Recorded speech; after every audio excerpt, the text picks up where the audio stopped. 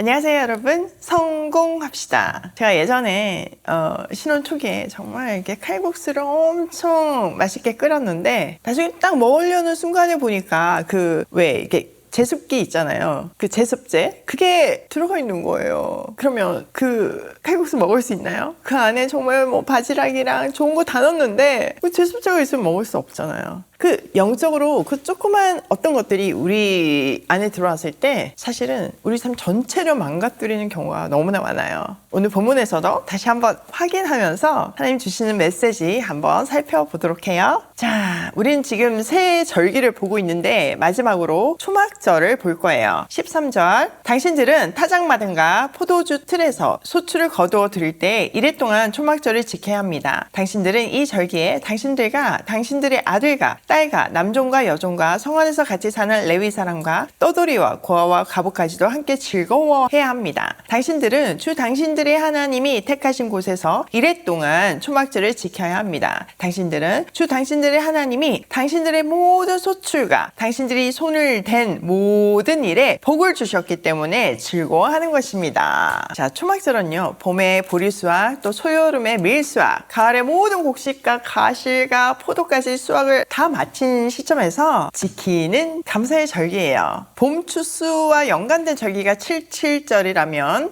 초막절은 가을 추수를 비롯한 한 해의 추수에 관련된 절기이죠. 지금의 추수 감사절과 제일 비슷한 절기라고 보시면 돼요. 자, 초막절에는요, 일주일 동안 초막을 지어서 광야에서의 장막 생활을 다시 한번 체험해요. 지금 이 광야 2세대뿐만 아니라 그 다음 세대들은 다 가나안 땅에서 안정된 정착 생활을 하잖아요. 그러면 광야에서 생활을 아마 듣기는 할 거예요. 근데 그거를 진짜 초막을 지어가지고 그 안에 일주일 동안 거하면서 경험하는 거는 그냥 말하고는 다른 차원이잖아요. 하나님은 이렇게 그거를 시뮬레이션 하면서 다음 세대에게 이 아름다운 스토리, 하나님의 그 은혜의 스토리를 전하게 하셨고 경험함으로 해서 그 하나님의 크신 은혜와 사랑이 얼마나 감격스러운지 실제 체험하게 했어요. 또 이날은 하나님의 약속이 성취된 날이잖아요. 약속의 땅을 주실 거라고 했는데 그게 진짜 성취돼서 지금 이 기쁨을 선포하는 거잖아요. 기쁨이 가득 찬 날이라고 보시면 돼요. 더불어서 다른 절기처럼 지금 이 약속의 땅에 있지만 지금은 이렇게 정착해서 안정된 생활을 하고 있지만 그런 고난과 핍박과 환난 속에서 하나님이 함께 하셨다는 것을, 그곳에서 인도하셨다는 것을 기억하게 하는 안전장치였어요. 그래서 이 초막절은요, 이스라엘 절기 중에서 가장 즐거움을 강조한 절기예요. 14절을 보면 7일 동안 이 절기를 지키되 함께 즐거워하라고 강조하고 있잖아요. 자, 여기에도 어김없이 그 함께에는 온 가족, 내 피부치뿐만 아니라 종과 레위인, 고아와 가부와 나그네, 그 사회적 약자를 초대해서 은혜를 함께 나누면서 또 그들에 대한 사회적인 책임을 지면서 하나님 앞에서 함께 즐거워하는 날이에요. 15절에 보면요, 모든 소출과 당신들이 손을 댄 모든 일에 복을 주신 하나님, 그 놀라운 은혜를 공유하면서 맛있는 거 실컷 먹으면서 이거는 나만 잘 먹고 잘 살기 위해서 주신 것이 아니라 이 사람들과 함께 나누라고 주신 거구나를 확인하며 공동체적인 나눔과 기쁨이 되어서 진짜 인간다운 삶이 무엇인지를 가르쳐준 절기인 거죠. 어떻게 하면 진짜 행복해지는지를 경험시키는 절기였어요.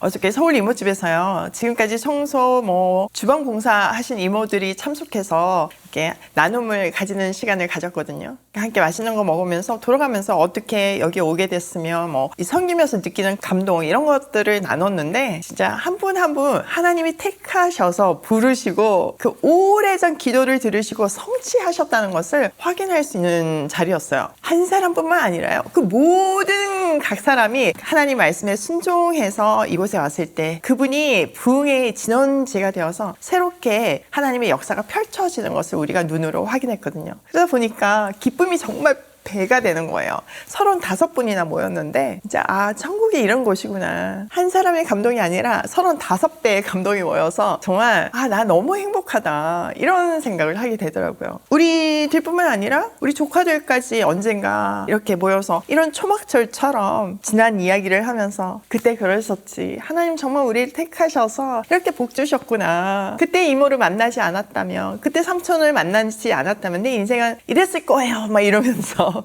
그때 만났기 때문에, 그때 하나님을 만났기 때문에 제가 이렇게 아름다운 가정을 이루고 다른 인생을 살게 되었어요, 이렇게 고백하는 날이 올 줄 믿습니다. 진짜 성경 그대로 그 대본대로 살고 있는 우리의 인생이 너무 감격스러워요. 맨날 어쩌면 이렇게 감격스러운지 모르겠어요. 여러분도 매일 그러시죠?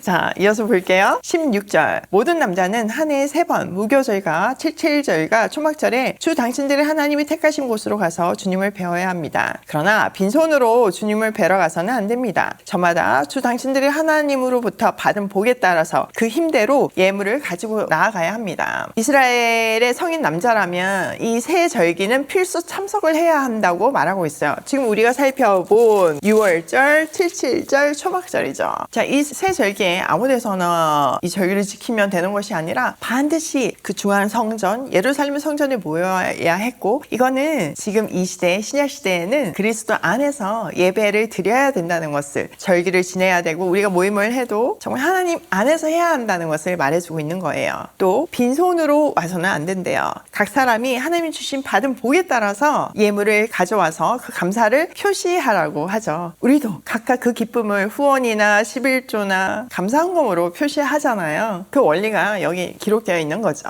자, 이렇게 세 절기가 마무리가 되었는데요. 이 세 절기에 공통적인 3가지가 있어요. 첫 번째는 지정된 장소, 바로 성소를 가리키고 그것은 예수 그리스도 안에서 드려야 한다는 것을 예표하고 있는 거죠. 두 번째는 하나님께 감사하는 날이었어요. 이 모든 것이 하나님의 은혜임을, 하나님의 사랑임을, 하나님의 역사임을 고백하며 감사를 올려드리는 날인 거죠. 그 감사가 내일을 순종하며 살게 하는 힘이 되잖아요. 자, 마지막 3번째는 함께 즐거워하래요. 이 함께 즐거워하면은 사회적 약자가 포함되어 있어요. 우리가 하나님 사랑, 이웃 사랑을 할 때 비로소 진정한 행복을 찾을 수 있다는 것을 증명해 주는 거죠.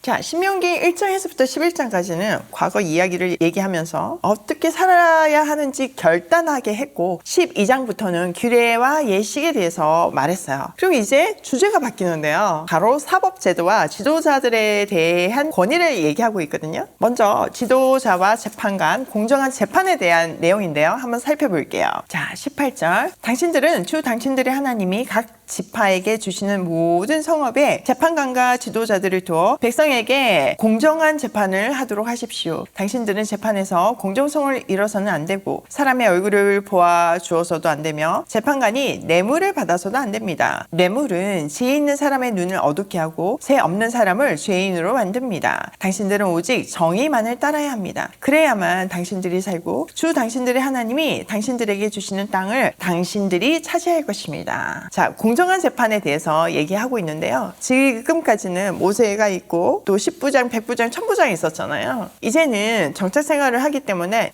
모든 성읍에 공정한 재판관을 세워서 언약 공동체 안에 도덕과 법적인 질서를 유지하라고 말씀하세요. 이제 체계가 달라지는 거죠. 자, 이 재판관들은요, 얼굴 봐서 봐주고 관계 때문에 봐주고 이러면 안 되고 뇌물도 절대 받으면 안 된대요. 특별히 뇌물은 지혜 있는 사람의 눈을 어둡게 하고 죄 없는 사람을 죄인으로 만든대요. 진짜 대표적인 악이죠. 재판관은 오직 정의만 따라야 한대요. 자, 갑자기 절기에 대해서 얘기하다가 지금 이런 재판에 대해서 얘기를 하잖아요. 왜일까요? 절기를 통해서 예배와 나눔을 강조하는 한편 사법 제도를 통해서 일상에서도 하나님의 공의와 정의가 실현되도록 하게 하는 규정인 거예요. 그러니까 예배라는 것은 정말 하나님께 예배드리는 그 예배뿐만 아니라 우리의 삶 자체가 하나님이 기뻐하시는 삶의 예배가 되어야 한다는 것을 말해주고 있는 거죠. 진정한 예배는 공동체의 정의와 절대 분리될 수 없다는 신명기의 원리가 고스란히 많이 녹아 있어요. 자, 21절. 당신들은 당신들이 만든 주 당신들이 하나님의 제단 옆에 어떤 나무로라도 아세라 목상을 만들어 세워서는 안 됩니다. 그리고 주 당신들의 하나님이 미워하시는 석상을 만들어 세워서도 안 됩니다. 자, 예배에서의 우상 숭배를 금지하고 있어요. 하나님의 제단이 없는 건 아니잖아요. 그 옆에 뭔가 엑스트라로 이런 그 문화를 집어넣어서는 안 된다는 것을 강조하고 있는 거죠. 지금 말로는 세상 문화를 집어넣어서는 안 된다고 강조하고 있는 거예요. 자, 아세라는요, 가나안 종교의 대표적인 여신이에요. 그리고 바알은 남신이죠. 그런 우상의 그 목상과 석상을 만들면 안 된다는 거예요. 언약 백성이라면 조금이라도 세상적인 어떤 요소들을 용납하는 것이 아니라 순수한 예배를 유지하라고 경고하고 있는 거죠. 우리의 예배 가운데 그런 요소들이 없는지 잘 살펴봐야 해요. 자, 오늘 내용을 우리 삶에 한번 적용을 해보면, 첫 번째, 은혜는 혼자가 아닌 함께 나누라. 그럴 때 은혜가 배가 된다. 우리 오유 패밀리 스토리가 진짜 그렇잖아요. 여러분 각자에게 간증이 있으시잖아요. 그게 함께 나눌 때 얼마나 큰 은혜의 강물이 되겠어요. 우리 정기적으로 한번 만나서 이 은혜 나누기로 해요. 두 번째, 예배와 삶은 분리되지 않는다. 우리 삶 자체가 예배예요. 그러니까 예배 따로 삶 따로가 아니라, 그런 주일날의 예배뿐만 아니라 우리 삶도 하나님 앞에 드리는 예배임을 기억하면서 내 삶에 정의와 공의와 또 사랑이 흘러 넘쳐야 되죠. 세 번째, 조금의 타협이 실패의 시작이다. 진짜 그렇잖아요. 그 유명한 개구리 이야기 있잖아요. 개구리가 뜨거운 물에 탁 집어넣으면 팔짝 뛰어서 도망가지만, 정말 찬물부터 서서히 온도를 높이면요, 이게 따뜻해지는 그 온도가 몸을 릴렉스하고 기분이 좋아서 자기 몸이 삶아지는 것도 모르고 결국 삼겨서 죽는데요. 죄가 우리 안에 들어오면 똑같은 일이 벌어져요. 꼭 기억하시고 제하고 타협하지 마세요. 오늘도 나의 삶의 예배가 하나님이 기뻐 받으시기에 합당한 예배가 되길 소원하며 또 은혜를 나누며 고고싱해요.